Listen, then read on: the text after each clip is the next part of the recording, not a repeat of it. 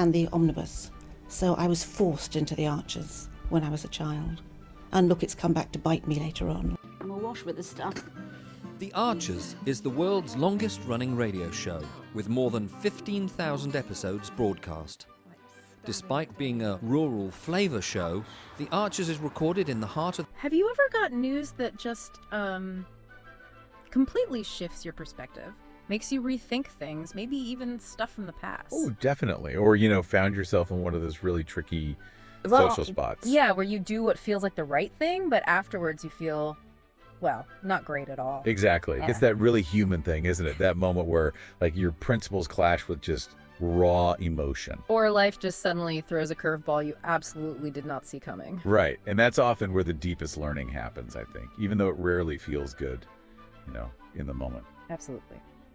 And today, we're taking a deep dive into your compelling audio narrative, the one you shared. It's a story that drops us right into these interwoven human experiences. Yeah, from that quiet struggle of personal conflict, like you mentioned, to the sudden, just gut-wrenching shock of loss, and how we all find our own ways to cope, really. to commemorate and just keep moving forward through it all. So our mission for you, listening in, is to unlock the most impactful nuggets of knowledge from these dilemmas. Yeah, we want to give you a kind of shortcut, maybe, to understanding the nuances. Yeah. Things like emotional resilience The complex dance of communication. and the incredible, often surprising power of memory.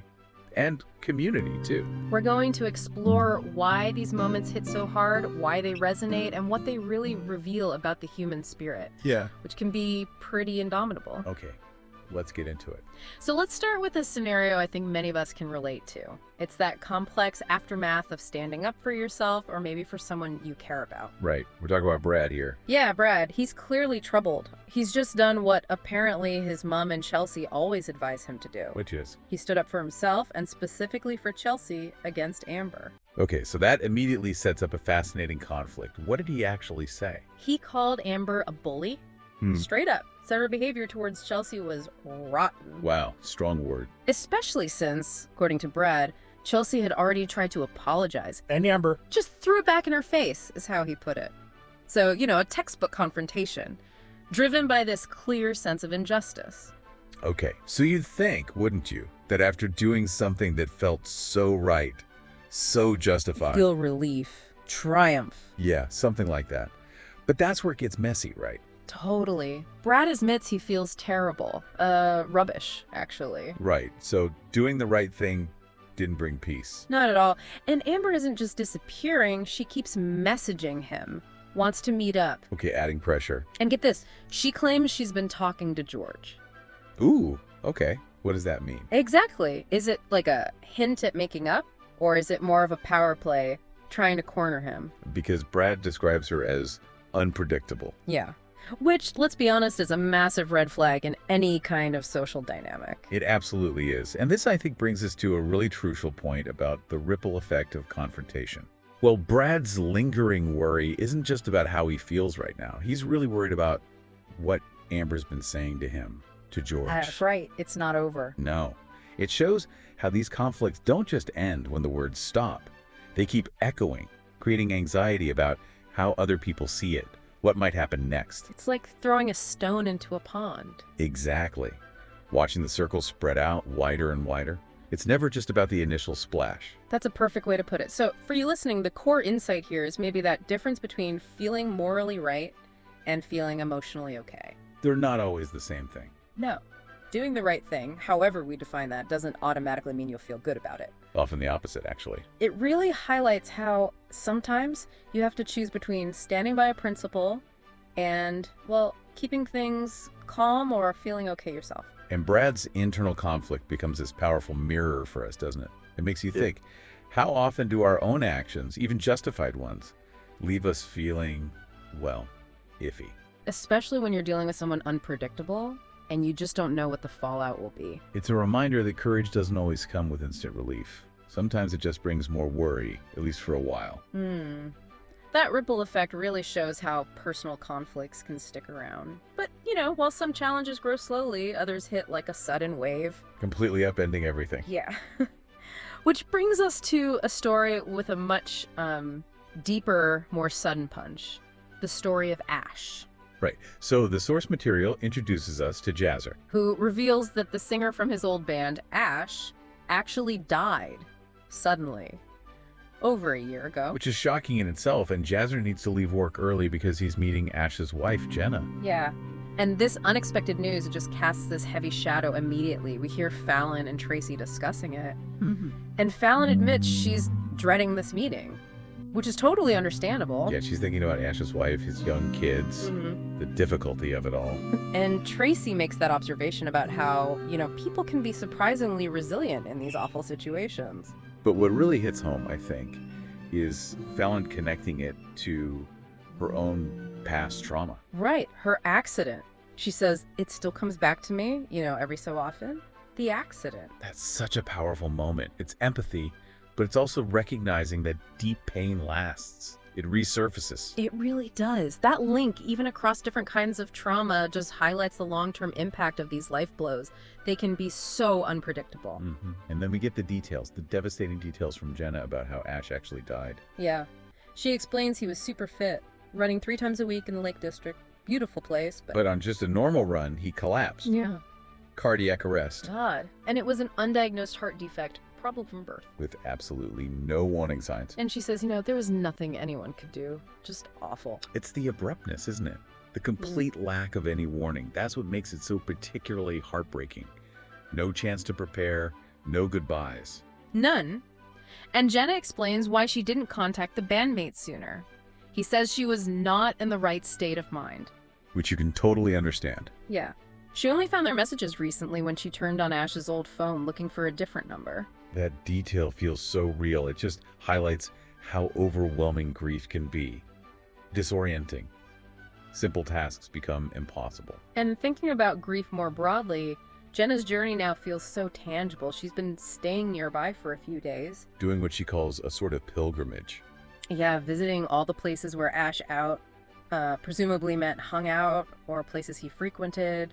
They visit Leaky Hill. A place Ash thought was very special, where he used to run and think. It's such a personal way to process it, isn't it? Almost sacred.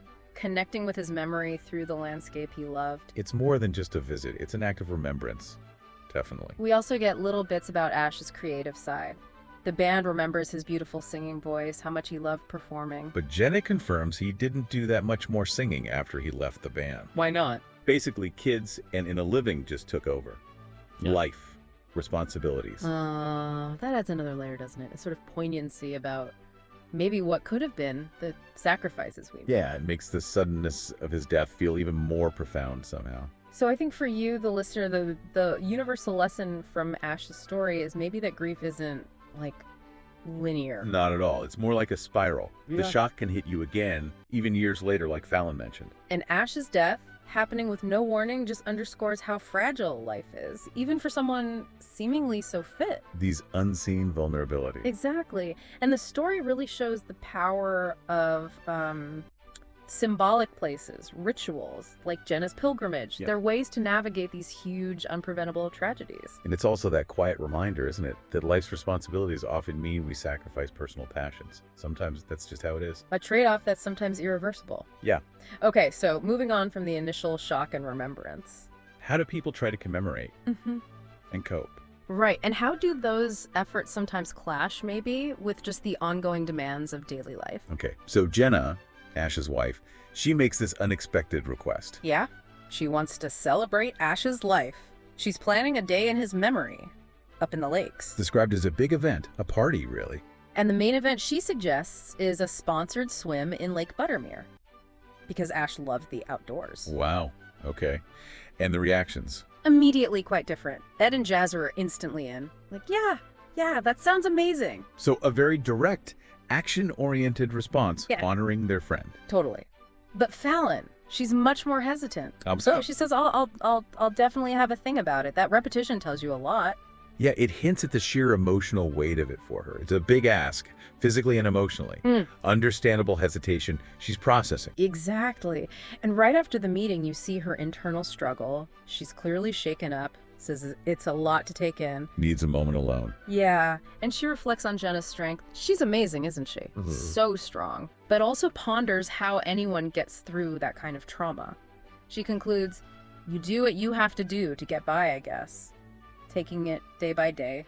That's so raw and relatable, just acknowledging the sheer willpower it takes sometimes just to exist after a loss like that. It really highlights that there's no single right way to grieve or cope. Everyone's response is valid. Definitely. But then Yeah. life interrupts, doesn't it? Oh, does it ever? Yeah. Almost jarringly. We see Martin, who's Jazzer's boss, Right. being incredibly keen to play golf with Jazzer tomorrow. His usual partner dropped out. Okay. Timing isn't great. Not exactly. Martin sees golf as a great stress buster. For whom one wonders. Right. And in this truly memorable, slightly bizarre detail, he gives Jazzer 2 of my golfing shirts. Because of protocol of the club. Apparently, even though you can imagine they probably don't have the same physique at all. The contrast is almost, well, comical in a dark way. Isn't it? Here's Jazzer reeling from this awful news about his friend, dealing with all these emotions. And his boss is worried about golf shirts and club rules. Brad sees them together later and is surprised they're playing, which just underlines how relentless daily life is. It doesn't pause for tragedy. No, it really emphasizes how the personal and the practical, the profound and the just mundane, they intersect. Yeah. Often in really awkward ways. Yeah. And this whole golf thing, it highlights those ongoing social obligations that don't just vanish when your world feels like it's collapsing. You still have to show up sometimes. And it makes you wonder about Martin. Is he really thinking about Jazzer's stress? Or is it more about his own need for routine, for everything to just carry on as normal? That's a really good question. So, for you listening, this segment really unpacks a few key things. First, the diverse ways people commemorate a life. A party, a sponsored swim, all valid responses. Right. And second, that stark contrast between deep emotional stuff and just everyday life carrying on, sometimes bumping right into each other. Yeah, those jarring moments. And it forces us to see how different people react to challenging ideas, like the swim. Some jump in, others need time. Both are okay. Absolutely. And finally, it shows the kind of weird role social activities like golf can play. Maybe a coping mechanism. Maybe just maintaining routine. Or, like for Jazzer here, maybe just a stark reminder that life keeps rolling on, whether you're ready or not, even amidst tragedy. A lot to think about there. Definitely. So today, we've navigated quite a rich tapestry of human experience, haven't we? We really have. From that personal battlefield, standing up for yourself and dealing with the messy feelings afterwards, To the raw shock of unexpected death. and all the unique, sometimes conflicting ways people try to heal and remember. These stories, I think, really highlight that delicate balance between our inner emotional worlds and the demands pressing in from the outside. Yeah. They show us that strength looks different for everyone. It could be confronting a bully, like Brad did, and then having to live with the fallout. Or it could be the quiet resilience of undertaking a personal pilgrimage, like Jenna. Or maybe it's just finding that grit to keep going day by day when things feel overwhelming. So, as we consider these journeys, those very human stories, maybe the question is, what does it really mean to be well-informed? Not just about facts, but about this deeply personal process of navigating life's unexpected turns. Yeah. And how do we as individuals reconcile those profound moments, grief, conflict, deep thought, with the everyday insistence of the world? Like that unexpected and maybe slightly tone-deaf offer to play golf. Exactly. It's that friction, isn't it? So the final thought for you is, what will you choose to acknowledge, to push through, or maybe just to let be as you face your own unexpected turns? So, what are you doing now? Just getting ready for the next episode. Just And, moving mics around. So, what do you do? I do the spot effects on the arches. Any Are you what we movements call Foley then? and- kind of. Yep. That's, Okay. And these are all part of the paraphernalia of production. yep. That's the ball bar. That's, This one. yep. That's. Hayley so wanted to be in their own place when their baby came. It's due in 2 months. Not much chance of that now. No. I mean, it would have been a stretch for them financially, mind, but I just wish there was something practical I could do to help them, Caroline. I think The Archers has had this immense popularity over the years. basically because it has always very accurately reflected the reality of life and living in a rural community at whatever